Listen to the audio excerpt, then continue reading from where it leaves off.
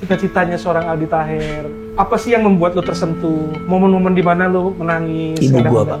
Ibu sama dosa-dosa yang pernah gue lakukan. Pas gue sholat, ya gue sekarang sering nangis. Tapi jujur Pak, gue nggak bisa nangis depan kamera. Karena Pak, gue pejuang kanker nih. Tapi jujur gue juga nangis tau di blog Dedi. Nangis gue sedih. Sampai ada statement tulisan, Aldi Taher sama dengan dosa terbesar saya sejak mu'alaf. Pas beliau keluarin video itu dan judulnya itu, jujur gue sedih. Ya karena tadi kan gue bilang, gue gak mau nyakitin orang, gue gak mau ngerugiin orang. Makanya gue bilang kalau perbuatan gue, kata-kata gue membuat Bang Dedi sedih atau buat beliau jadi marah, gue minta maaf. Gue minta maaf. Makanya gue bilang temuin gue sama dia.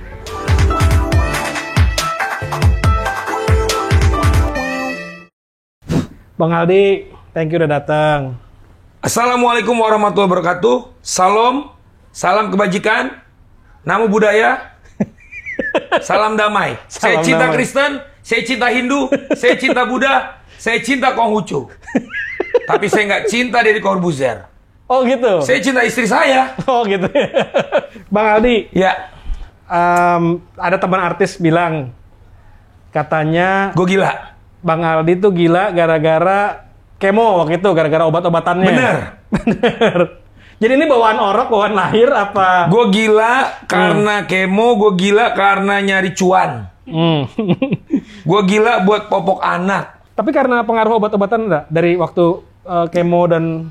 Karena itu kan mungkin ada... Kemo kan cukup keras lah. Gue gila karena furniture-nya belum nyampe ke rumah gue nih. Furniture lo keren-keren bro.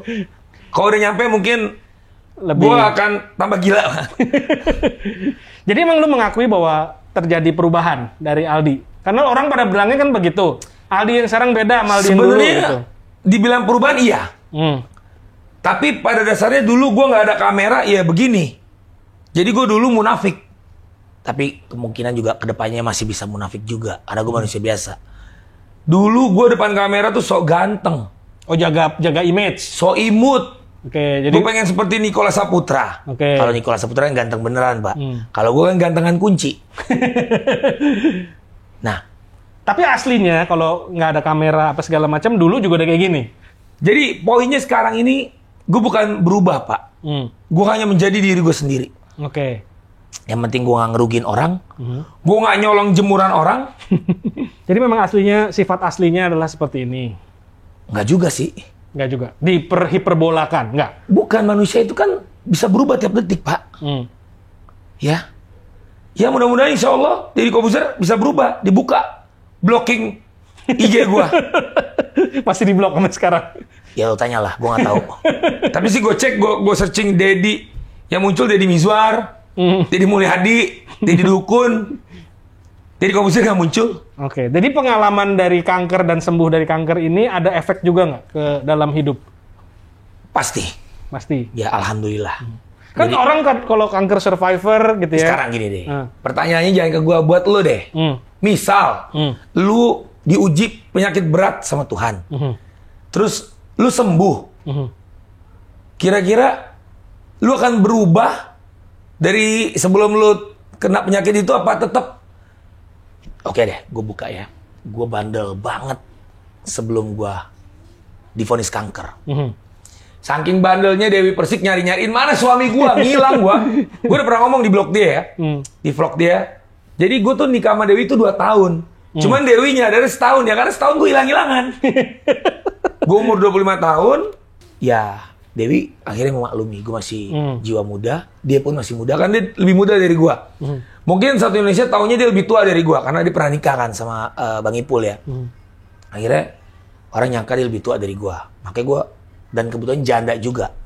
Tapi gue cuma mau bilang, Raffi Ahmad, nikah sama janda itu berkah. Karena baginda Rasul istri pertamanya seorang janda. Janda selalu terdepan. Temannya Honda. Nah jadi poinnya ya benar kata lu. Pas gue kena kanker, ya gue harus berubah. Tapi bukan berubah jadi Power Ranger. Kalau berubah jadi Power Ranger kan halu, Pak. Nah, gue punya partner ya, dia juga kanker survivor juga. Ya. Tapi gue ngeliat perubahannya jadi lebih kalem, dia lebih bersyukur. Ya, urusan dia. Setiap masakan dia nikmatin bener-bener gitu. Bro, Nah, wujud syukur itu kan orang beda-beda, Pak. oke. Gue kesini bawa anak gue tuh. Kalau soal kalem, Pak, gue pernah ketinggalan di taksi. Gue pernah hilang di mall waktu kecil sering. Raffi Ahmad nggak ada kalem-kalemnya, Pak. Cacing kepanasan dia sama kayak gue. Yang penting nggak nyolong jemuran orang, nggak korupsi, nggak ngerugiin orang. Ya kalau masalah kalem, mungkin lo liatnya dia lagi kalem. Ya, at least bukan kalem terus-menerus ya. Kalau orang kalem terus-menerus mungkin dah. Cuma itu secara tiang frekuensi, listrik, Pak. Kalem terus-menerus. Secara frekuensi mungkin kan dia kelihatan lebih kalem. Jumlah frekuensi kalemnya lebih meningkat mungkin. Gini, kan tadi lo bahas dia survivor cancer ya. Satu pesan dari Ria Irawan yang sudah dipanggil duluan, termasuk Bu Ani Yudhoyono, sama survivor kanker. Gue juga survivor kan. Karena setelah gue divonis kanker, sampai gue mati gue disebut survivor. Ya, titiknya itu nanti pas dicabut nyawanya sama Tuhan ya. Termasuk juga Julia Perez ya. Dia cuma bilang no drama. Itu kata-kata itu masih terngiang nih, karena orang yang datang ke rumah gue di saat gue 2 hari mau kemo itu dia Irawan sama Lili. Sekarang Lili itu breast cancer survivor. Dia udah 4 kali jalanin, dia sembuh terus relapse lagi, sembuh relapse lagi, dan sekarang lagi kemo 20 kali. Kemarin gue main ke Darmais, cuma nggak boleh masuk karena lagi pandemi. Orang yang lagi kemo itu kan imunnya naik turun ya, Pak. Takutnya kita bawa virus dari luar, dan gue cukup mengerti. Dan si Lili akhirnya bilang, nih orang gila nih yang mau dateng.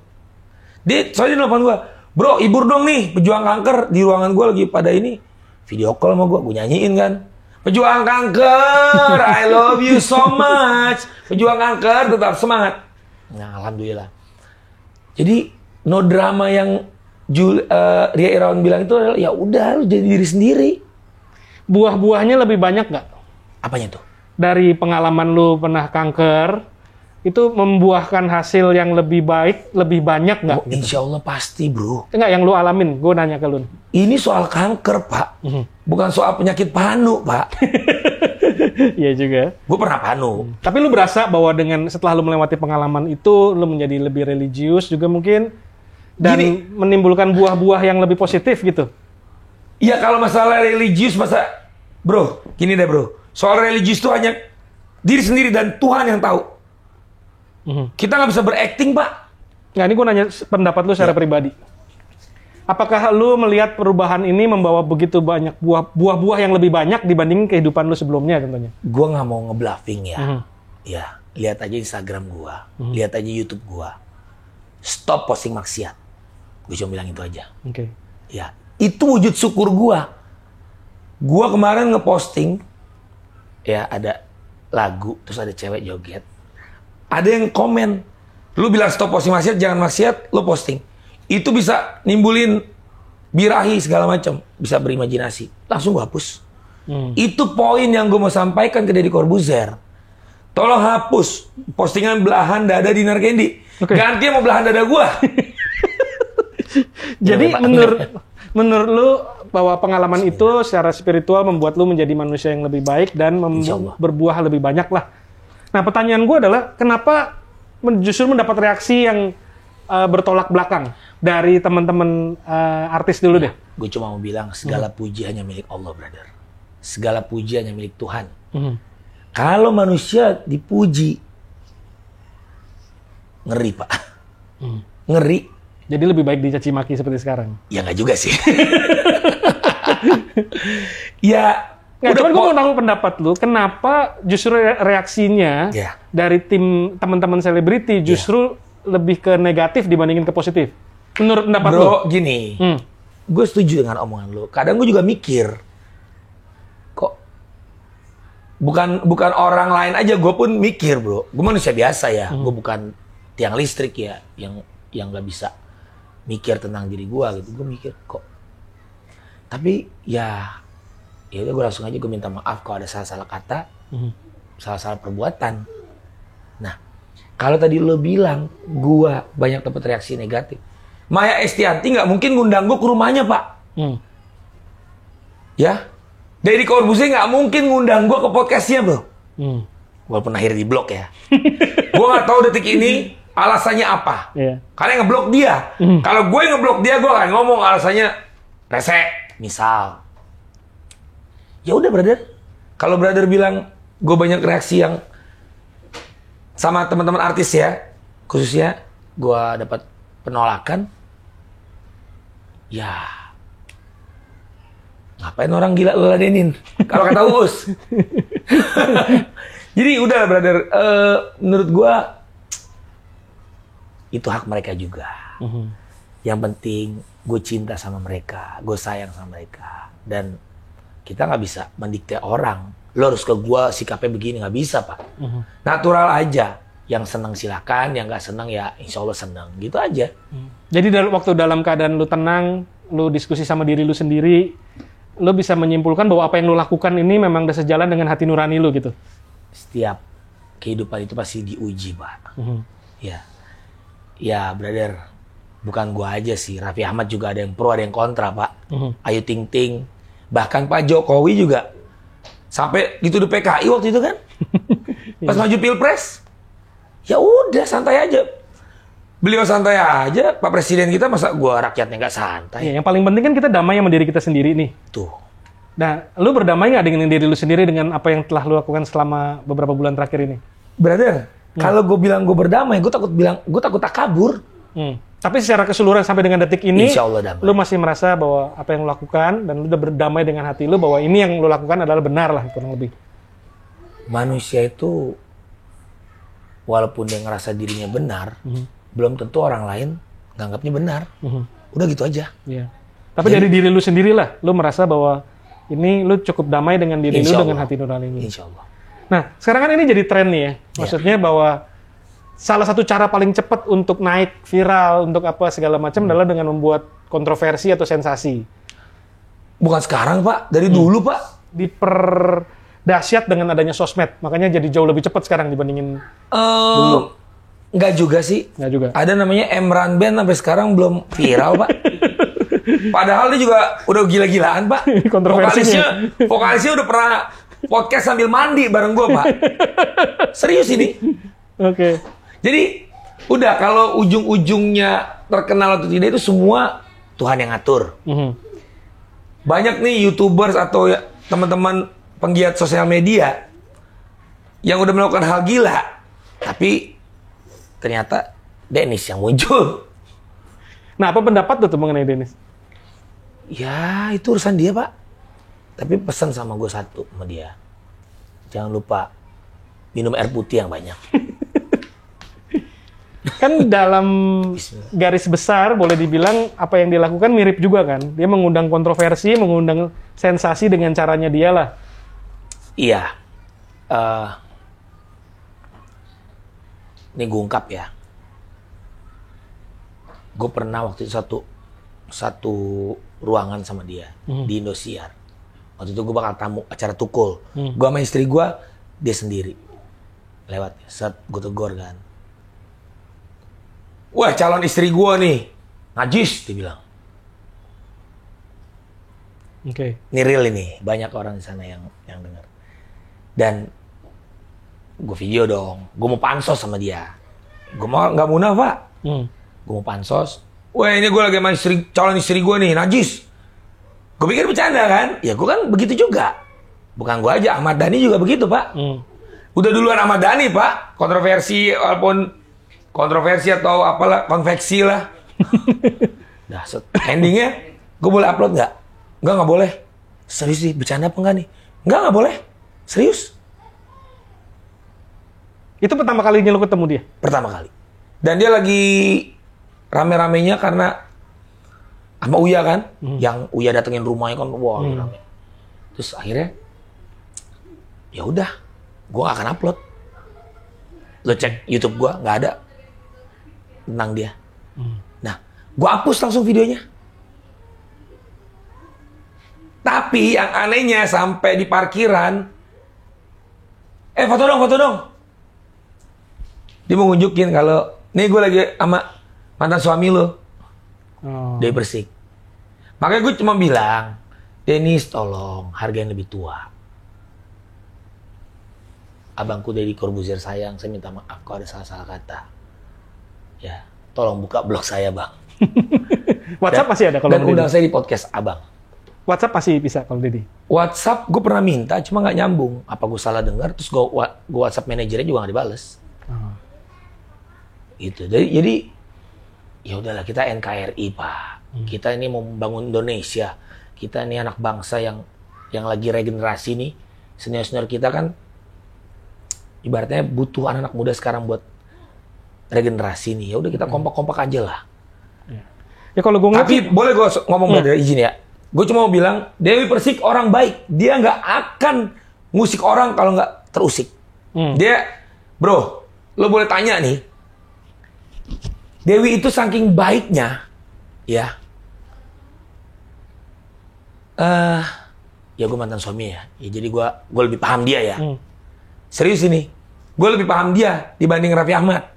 Karena gue mantan suaminya. Masya Allah dia baik. Ya. Okay. Makanya Bang Ipul sangat respect sama Dewi. Gue respect. Nah. Gue sedih sih dengar Dennis bilang, nih gue udah kumpulin data-data yang bisa memenjarakan Dewi. Kaget gue dengan statement itu. Makanya gue komen. Dan lagi trending juga nih kan di searching Google ya. Ya maksud gue, kalau memang Dennis itu dia pakai style begitu untuk, gue gak munafik ya, gue pakai style ini biar nyari popok anak, buat bayar token listrik. Minum dulu Pak ya. Ini dari Fit nih. Fit, masukin sini iklan Fit. Bismillah. Ya kan mancing Pak. Siapa tahu kena ya. Iya dong, ya nggak sih? Nah, gue nggak tahu deh sama Uya gimana, sama Dewi gimana. Kan lo bilang tadi, lagi zamannya begitu. Lagi eranya itu kan. Nyenggol orang terkenal. Ya, terus ya banyak termasuk kemarin yang udah sebelumnya Dennis, siapa ya yang rame tuh misalkan. Banyak. Oh Jering sekarang BCL. Iya.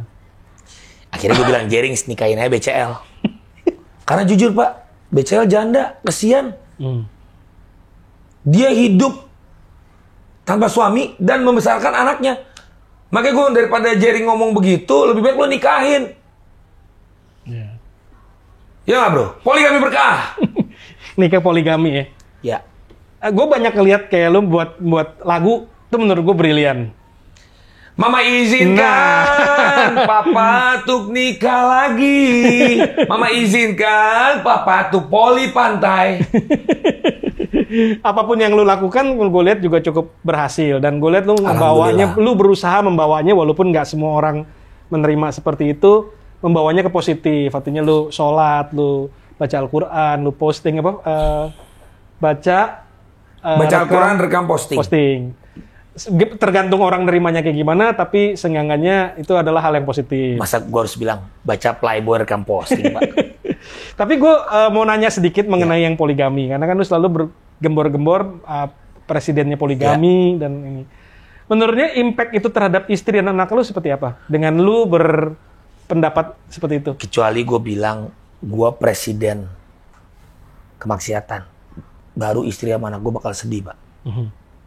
Karena poligami itu keren. Yang nggak keren itu poli pantai di tengah jalan tol. Poligami keren dalam konteks tertentu kan? Dalam konteks. Gini brother, ya. gini. Kalau soal poligami kenapa gue bilang keren? Daripada zina, lebih baik poligami. Ya. Ya, gue bilang poligami berkah itu banyak makna. Poligami berkah itu poligami. Ya, yang kalau nikah kedua, ketiga, istri yang sebelumnya tahu. Banyak sekarang nikah, istrinya nggak tahu Pak. Nih gue ilustrasiin aja ya. Istri pertama nih, misalnya wafat tuh orang ya, istri pertamanya ngedoain, Pak, semoga Papa tenang di alamnya.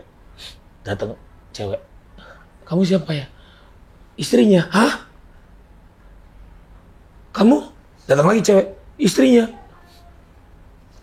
Kurang ajar lo Pak, nggak jadi ngedoain kan? gua nggak suka kebohongan. Nah, tapi ada impact-nya pasti kan ke anak lu, ke istri lu? Nggak, gua nggak ngomong poligami juga ada impact, Pak. Kalau soal impact, jangankan gua, semua Rafathar, ya anaknya Ayu Ting Ting, anak brother, semua ada impact. Inilah dunia. Yang penting gua nggak ngerugiin orang, hati nurani istri gua dan anak gua juga pasti akan bisa jernih. Menurut lu impact-nya apa ke anak dan istri lu dengan lu sering Nggak ada. Nggak ada. Nggak ada. Menurut mereka bisa secara legowo menerima posisi. Kalau anak gue masih kecil ya. Kalau istri gue mungkin nyangka gue playboy syariah, Pak. Lebih keren playboy syariah apa daripada playboy maksiat, Pak. Mohon maaf ya, Pak. Banyak sekarang yang udah punya istri, ya seorang suami, simpen pacar di kos-kosan, nggak dinikahin, ditidurin doang. Gue nggak nyebut nama ya. Udah, lebih baik poligami. Ya paling piring terbang dikit nggak apa-apa lah. Panci terbang, gumbrang. Paling suruh tidur di teras. Nggak dibukain pintu. Kalau nggak dibukain pintu, ya lewat genteng. Kalau seorang Aldi, Gue mau ngomong kejujuran itu aja sih. apa yang ada di otak lu keluarkan lah intinya. Itu gitu. masuk poligami, itu soal kejujuran, Pak. Makanya gue mau jadi presiden poligami, tapi ini kayaknya gue bakal pensiun, gue mau pindahin ke Raffi Ahmad. Karena dia ngomongin juga kan, Nita Thalia dia mau nikahin. Rame kemarin kan? Iya. Terus ada berita, siapa? Nagita sudah membolehkan Raffi untuk nikah lagi. Sebenarnya presiden poligami itu Raffi Ahmad. Tapi kalau istri lu udah secara ini nerima lah posisi bahwa lu mungkin akan poligami itu. Bro, terjadi atau tidak poligami hanya Tuhan yang tahu. Terjadi atau tidak pernikahan gua sama istri gua yang sekarang hanya Tuhan yang tahu. Dan alhamdulillah terjadi. Berarti Tuhan berkehendak itu. Oke. Kalau sampai gue mati istri gue cuma 1, alhamdulillah. Pas gue mati istri gue 4, ya alhamdulillah juga. Kalau lu membayangkan diri lu 20 tahun lagi dari sekarang, mimpi lu apa? Punya istri lebih banyak? Enggak. Nah, lu bayangin coba sebentar, lu bayangkan Kalau kehidupan lu 20 tahun lagi. 20 tahun ke depan? Ya. Kalau lu ngayal nih 20 tahun lagi, mimpi terdalam lu sebenarnya kayak gimana? Lu punya banyak istri dengan ini atau? Ya, kalau dibilang mimpi banyak istri, itu kayak mimpi semua laki-laki, Pak. Tapi nggak, ini mimpi terdalam lu. terdalam gua. Bukan atas dasar nafsu ya. Iya. Melaksanakan perintah Tuhan, menjauhi larangan Tuhan, dah itu. Oke. Dan Selalu itu, insya di Allah. posisi itu mungkin lu membayangkan juga memang istrinya ada beberapa gitu. Ngebayangin boleh dong. Boleh. Iya, hari ini gua bayangin kok. Gak usah sekarang. Zaman gue SMA juga udah mikir gitu kali. Jadi sosok Aldi Taher memang bercita-cita lah istilahnya untuk berpoligami gitu. Insya Allah. Lo gue presidennya, bro. Nggak mencontoh dengan baik kalau lu nggak berpoligami gitu ya. Tapi, ini nih. Gue mencintai ibu gue kan. Gue mencintai poligami kan. Tapi gue nggak harus jadi ibu gue kan. Ya. Karena poligami baik, keren, berkah, halal. Makanya gue jadi presiden poligami. Gue nggak jadi presiden LGBT. Nah, coba poligami berkah tuh definisinya Aldi Taher apa? Selain bahwa itu disetujuin oleh istri. Bukan disetujuin, ngasih tahu aja. Oke, dikasih tahu oleh istri. Selain itu? Soalnya nggak bakal disetujuin, Pak. Ya. Selain itu ya daripada zina, ya, lu pacaran lagi sama cewek, pada udah punya istri, pada rasanya sama aja, ya kan? Itu nggak bersyukur dia. Ya. Terus, dan gue manusia biasa, Pak, bisa hilap maksiat juga, nauzubillah, tapi jangan sampai. Makanya ini kan sebenarnya gue menyampaikan isi Al-Quran, menyampaikan kebaikan, karena di Al-Quran tuh poligami boleh halal, yang nggak boleh kan poliandri, ya, istri punya suami lebih dari 1 tuh nggak boleh, haram, dilaknat Allah. Ya udah, sama aja gue kayak ngomong, ya sholat berkah, sodako berkah, silaturahmi berkah, senyum berkah, itu aja. Ya, sebagai salah satunya poligami berkah juga. Yes. Nah, kedepannya Aldi Taher akan seperti ini? Ya. Atau? Nggak tahu, lihat aja, Pak. Jadi tapi untuk sementara ini menurut lu strategi ini ya cukup untuk sementara berhasil. Ini apa yang lu lihat di kamera, itulah gue. Dan itu cukup berhasil membawa Popok dan Raffi Ahmad melakukan itu loh, Pak. Dalam arti Ayu Ting Ting, ini yang beb gue waktu acara Facebooker. Yes. Dan keren itu, dia jadi orang apa adanya. Guru gue Raffi Ahmad. Serius ini, guru sinetron gue dia, ya. Kalau guru bermusik bukan. Liam Gallagher. Kenapa gue suka sama dia? Masya Allah. Ending, ini kan rockstar Pak, rockstar dunia Pak ya. Ariel aja minta foto sama dia. Liam Gallagher, Oasis. Lagunya Don't Look Back in Anger. Jangan melihat ke belakang dengan kemarahan. Itu keren. Terus endingnya dia kan dulu peminum Pak. Minuman keras, alkohol. Sekarang minum susu. Minum air putih, lo cek. Dia sekarang udah solo ya, karena Oasis udah bubar. Abangnya Noel Gallagher, gitaris, dia vokalis. Abangnya udah solo, dia solo. Gue sering lihat dia nyanyi minum air putih. Dan dia family man. Ada satu dia wawancara sama anak-anak kecil. Karena dia bad boy banget. Ini dalam pembicaraan kita lu beberapa kali nyebut dia. Apa dia salah satu sosok idola lu? Kalau disebut idola, gua hanya mengidolakan Nabi Muhammad SAW. Secara manusia lah. Gua kenapa suka karena dia endingnya tidak mencontohkan kemaksiatan. Nah itu aja. Karena dia public figure kan. Iya. Dan gue zaman SMA dengerin musik dia, gue ngeliatin style dia, terus gue cek lagi di saat gue umur sekarang, udah sekitar 20 tahun, Mbak. Air putih dia suruh minum. Ada di video klip dia, susu, Pak. Judul lagunya Hindu Times. Oke. Itu susu masuk dalam. Jadi ya karena video klip orang luar negeri kan, dia sampai kelihatan tuh dibikin grafisnya. Susu, Pak, milk. Terus dia kalau manggung, ya udah dia megang air putih, udah nggak alkohol. Berarti kesimpulannya seorang Andi Tahir mungkin bermimpi untuk menjadi seorang entertainer yang bisa memberikan impact positif ke masyarakat. Insya Allah. Seperti Liam Gallagher yang sekarang dia lakukan. Semua pas kalau lagi ada acara charity dia dipanggil, nyanyiin lagu Don't Look Back in Anger ya. Terus ya dia sudah merubah hidupnya, Pak. Dulu cuek banget. Tapi kalau kayak gini kan bukan termasuk ya kalau tadi lo request ke gua di pakai jas segala macem, gua kan pakai. Nggak ada request apa-apa. Ya nggak, Bro? Iya. Ini juga bukan baju lo kan gue colong, enggak kan? Celana bukan celana gue colong. Ya kalau ini kan termasuk dalam personal branding ya. Jadi kan lu bagaimana lu membawa diri lu sendiri lah. Yang penting kan gue nggak nyolong jemuran orang ya. Kan gitu. Dan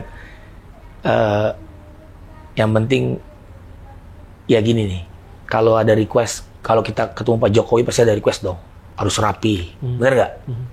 Kan dari tim lu nggak request apa-apa kan? Gitu.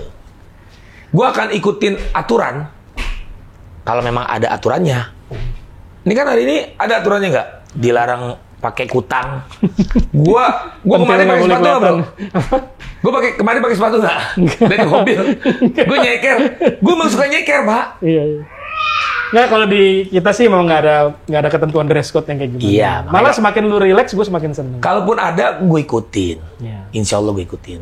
Nah, ini soal Ramzi kan kemarin rame nih. Gue udah ngomong, gue secara personal gue nggak ada marah. Gue bingung dia kenapa gitu loh. Gue pernah diundang acara kopi viral. Dan nggak ada dress code. Ya dibilang jangan apa, kotak-kotakan flicker ya di kamera ya, Bro ya. Tiba-tiba gue habis sholat subuh, itu acara pagi, ya gue datang pakai sarung. Ya gue sering juga pakai sarung, Mbak, di rumah. Tanya istri gue gitu ya, tanya keluarga gue. Dan gue pakai kopiah. Lebih bagusan gue begini apa pakai sarung, pakai kopiah? Bagusan pakai kopiah dan sarung dong. Ini acara TV kan. Sebenarnya nggak masalah juga gue begini. Tiba-tiba di ruang kostum, ganti, Bro. Jangan pakai baju kayak gini. Hah? Gue perasaan nggak pakai bikini dah. Terus gue bilang, Bro, lu bukan orang wardrobe, Bro.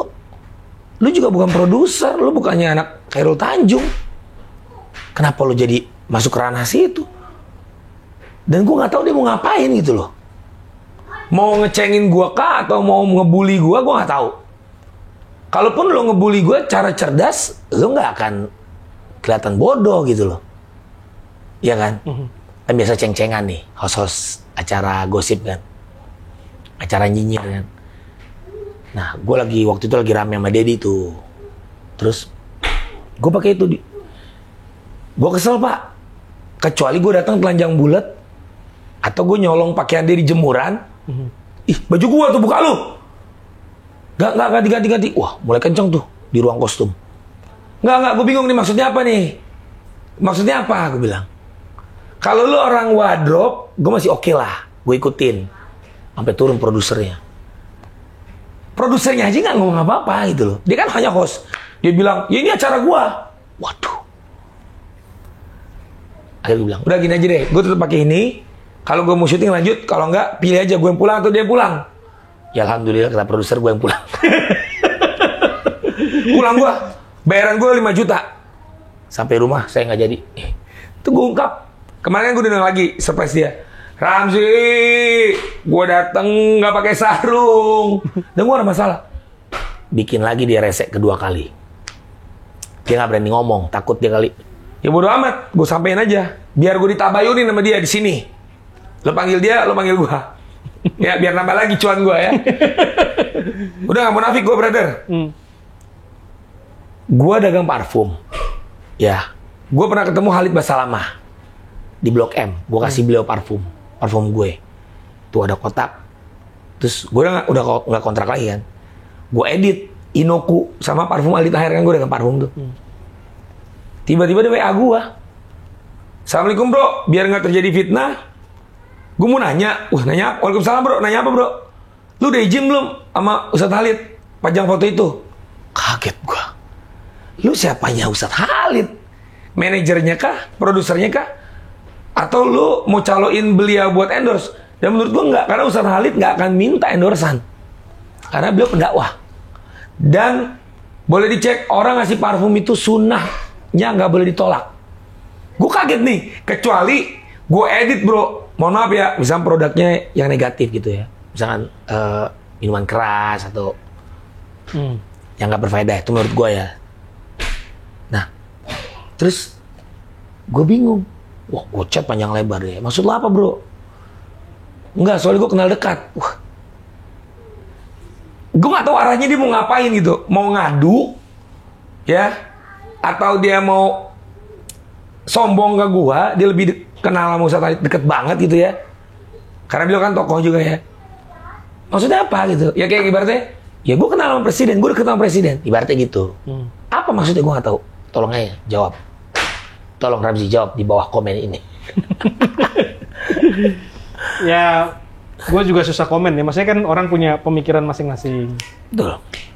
Tapi di luar segala kebisingan ini tuh gue pengen kenal Aldi Taher. Ya kan gue udah nomor WA lo, udah aman. Bukan, maksud gue pengen tahu.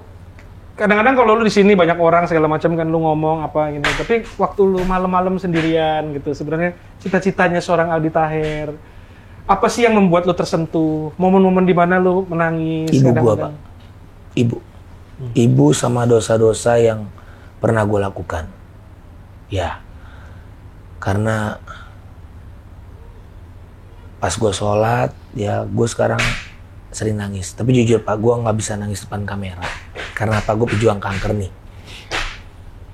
Kalau gue nangis depan kamera, teman-teman gue yang lagi berjuang lawan kanker atau sakit apapun, itu akan ikutan nangis, imunnya akan drop. Gue cukup nangis lagi berhadapan sama Tuhan aja, lagi sholat tahajud. Jadi gue gak mau acting-acting depan kamera nangis, walaupun itu akan naikin rating. Ya, gue pernah diundang acara Trans TV. Bro, lo nangis ya? Buat? Ya, buat apa bro? Dia gak bisa jawab. Buat ratingnya bro. Nggak harus nangis bro, karena gue pejuang kanker nih. Ya, kalau gue nangis, kasihan.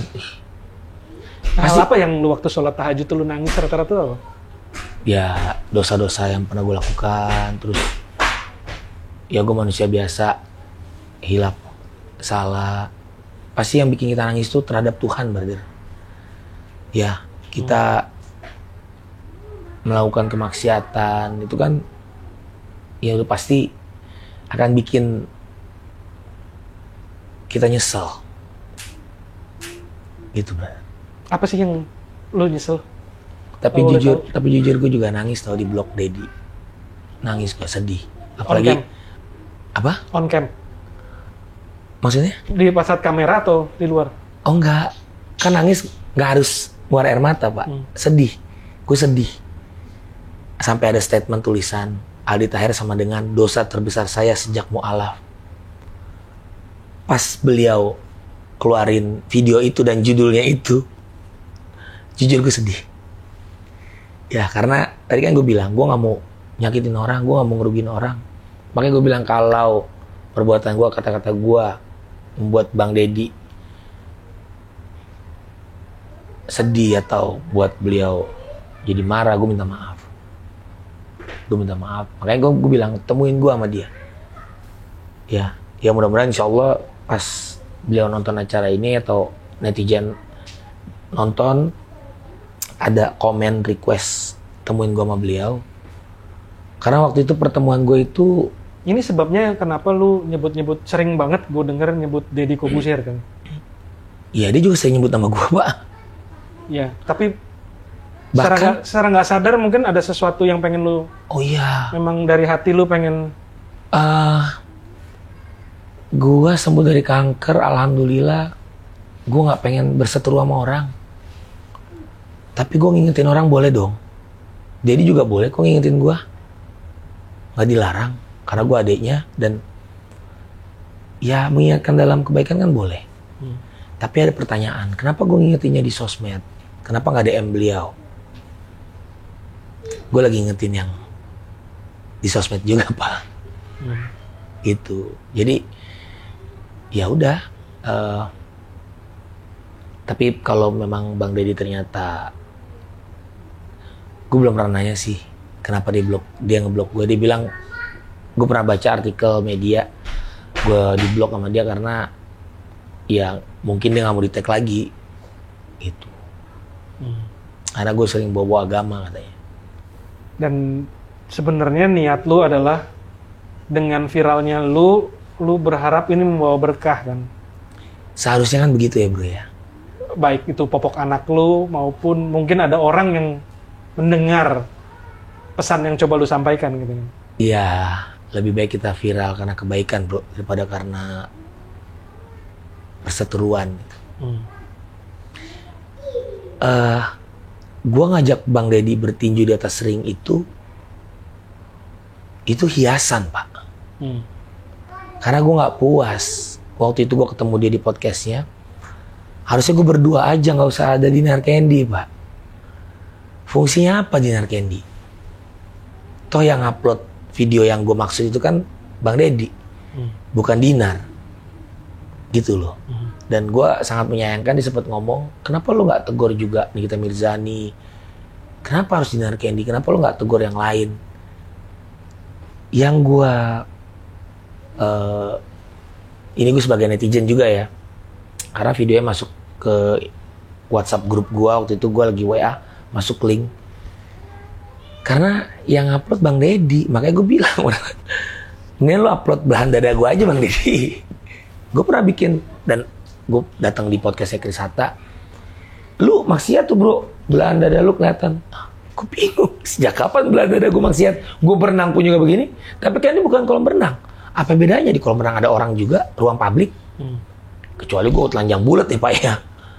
Nah, ya itulah yang gue mau sampaikan. Ya gue hanya berdoa dan ngingetin supaya di take down.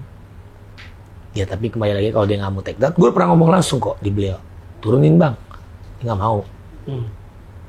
Ya udah. Kalau Aldi Taher pernah, apa yang lu lakukan ini pernah ada impact nggak yang bikin lu bahagia tuh, yang kayak akhirnya ada satu artis yang akhirnya contohnya jadi lebih berhati-hati, atau netizen yang ngomong semenjak Bang Aldi? Gini Badar, sebenarnya gue ngelakuin ini gue nggak tahu impactnya apa, tapi yang jelas sudah pasti kebaikan akan mendatangkan kebaikan. Itu keburukan akan mendatangkan keburukan. Nggak ada tuh yang benar jadi salah, salah jadi benar, nggak ada. Nggak ada itu. Itu improvisasi itu. Itu mungkin di film sinetron aja kali ya. Ya. Dan gue cuma bilang lagi nih, mungkin Bang Deddy nonton ya, insya Allah. Ini bukan soal prinsip atau ego, dia bakal kalah ya dia bakal kalah apa ya, kalah pamor atau kalah set, enggak, bukan soal itu. Bukan soal itu dah. Gue sampaikan insya Allah bukan soal itu. Dan nggak ada niat gue sengaja nyentil dia biar gue naik nama gue demi menjatuhkan dia, enggak. Nauzubillah, nggak ada. Gue spontan aja ngelakuinnya, Pak. Mungkin yang reaksi negatifnya mungkin dikarenakan mereka tapi ini gue coba berasumsi ya, boleh ya gue berasumsi. Boleh.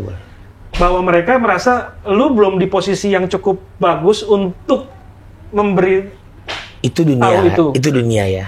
Iya kan, ibaratnya nggak harus jadi Agim dulu kan untuk ngingetin Deddy Corbuzier kan. Iya. Maksud lo kan gitu. Mungkin itu yang membuat mereka bereaksinya jadi lebih negatif dari yang lu harapkan. Brother, ini lagu Nisa Sabian I Love You So Much berbarengan dengan kejadian gue lagi rame-rame sama dia. Gue kan musisi. Ubur-ubur Bapak Mana Bapak, alhamdulillah pernah hits. Ya, Munaroh.